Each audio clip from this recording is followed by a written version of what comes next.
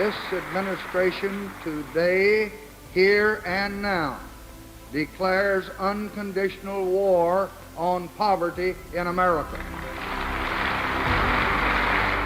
Part of the war on poverty was to assist people in urban and rural areas with a variety of poverty issues. And so the Office of Economic Opportunity was created out of the Economic Opportunity Act. What this did was allow federal government funds to go to local communities in order to work on low-income housing, economic development, for us, water and wastewater systems, just pretty much anything that was required to raise people out of poverty. It's been a great 50 years of a lot of wonderful successes. We can never begin to tell the impact that our work has. The original vision was wastewater and water, and we've had a chance, especially in rural communities, to get those funds, to convince the congressmen and the senators that, hey, these funds are going to be spent on the right kind of things for your constituents. We are the voice for small and rural communities. We have been building everything we have for the last 50 years, and I'm excited to see where we go for the next 50. Here we are in 2023, and we are this strong, vibrant, innovative network of 6 regions and a national office addressing water and wastewater and beyond.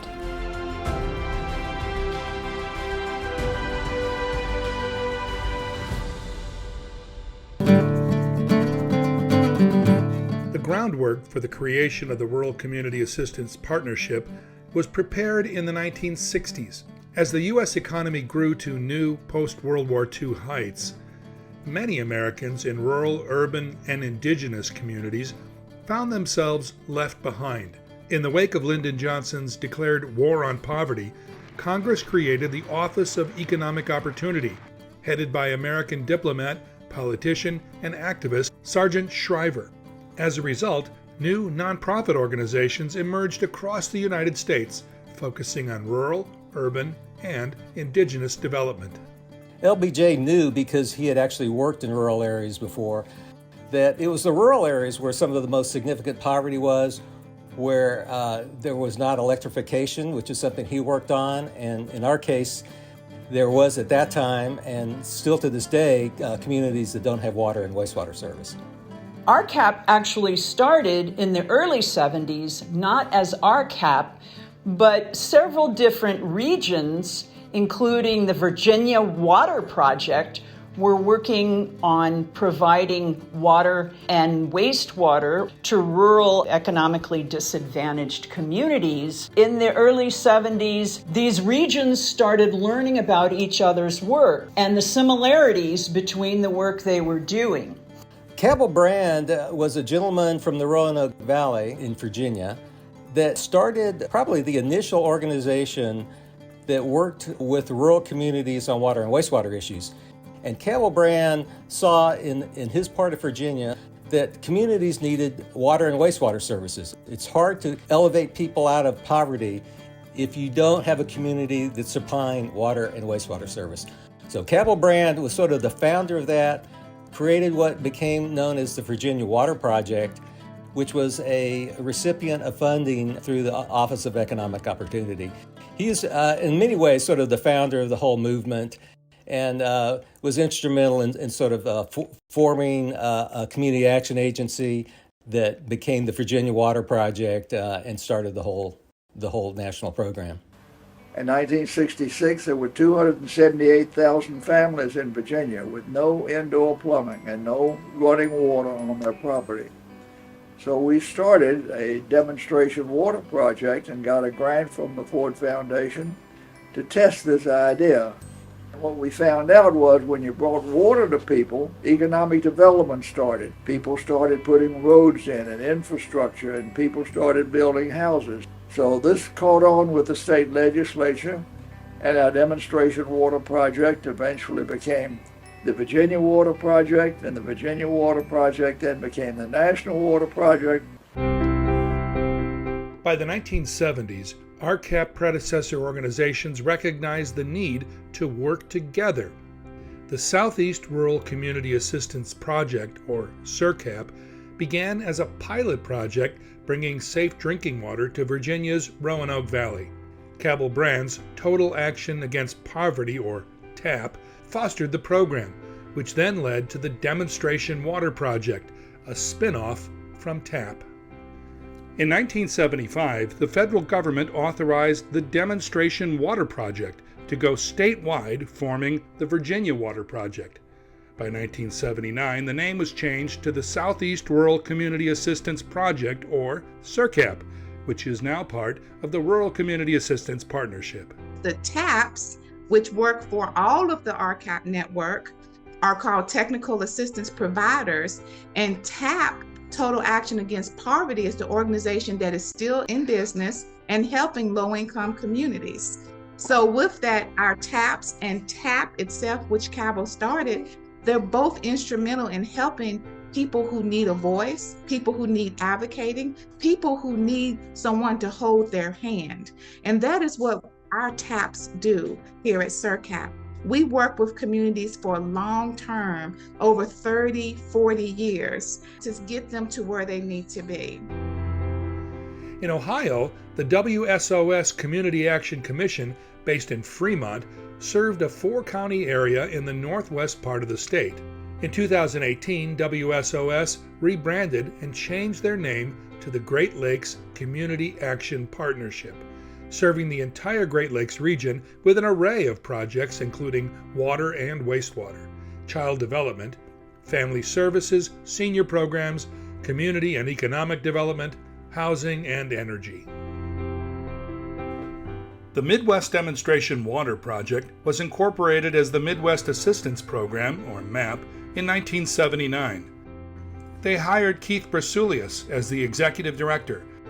MAP opened its doors as a multi-state service agency with 4 staff and eventually joined the RCAP family in 1989. Founded in 1969, RCAP Solutions originally organized as the Rural Housing Initiative's RHI in Winchendon, Massachusetts. In 1979, they joined the RCAP family. RCAP Solutions provides services in Vermont, Maine, New Hampshire, as well as the U.S. Caribbean territories. Communities Unlimited, based in Fayetteville, Arkansas, was first organized as Community Resources Group, CRG, which was formed by 3 different community action agencies to work in 10 local counties in northwest Arkansas as another regional water demonstration project. Once CRG joined as a member of the RCAP network, it crossed state lines to become a regional organization. John Squires was the CEO with Community Resource Group, and he actually launched a lot of the vision behind RCAP through the National Water Demonstration Project. He had a counterpart, Judge Neal, who was working in the Delta on exactly the same issues, and that really began to elevate the conversation in this country about the need for water and wastewater in rural places. In 2014, CRG merged with Alternate Consulting to become Communities Unlimited. The Rural Community Assistance Corporation, RCAC, based in West Sacramento, California, was a spin-off from Self-Help Enterprises, another original national water demonstration project. This is like 1972, 1973. Funding was tight. At that point, it was a really tough time. In 74, all of a sudden things started to change. The government came out with a huge stimulus program. So we're being very successful at Self-Help Enterprises with this rural development program, really pushing to the limits.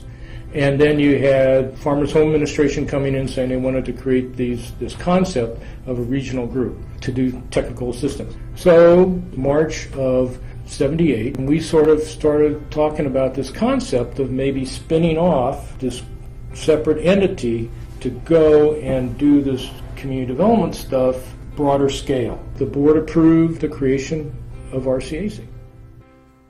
The formal transition from the National Water Demonstration Project to RCAP culminated in February 1989 with a resolution to change the corporate name to the Rural Community Assistance Program Incorporated. The core of this restructured organization are the 6 regional RCAPs. And then, in 2004, the name of the organization was changed to the Rural Community Assistance Partnership. I really am looking forward to at least another 50 years of more of it, and possibly expanding and growing the ability to do more in our rural communities to really create long-term sustainability. The beauty of the National RCAP program is that we have boots on the ground everywhere. We're there to say you're not forgotten, and we're here to help. Happy anniversary, and here's to 50 more. Happy anniversary. I am proud of every single young person that has joined this network. You're in the right place. You are positively impacting the lives of so many people, and it's just, there's no work, I think, that is more rewarding than what you can do at RCAP. Congratulations on 50 years of tremendous work as part of the RCAP family. RCAP's a special place, mostly because of the mission, and most importantly because of the people. Happy anniversary to the RCAP family. Happy 50th anniversary, and looking for 50 more. Happy 50th anniversary, RCAP. I hope that you've learned something over this 50 years. Hey, 50, you're just a young'un. You got a long way to go. What has always touched me about RCAP and the regions is these employees are so dedicated from here, from their heart, and it just has to touch you when you see them doing it because they believe in it. They want to help.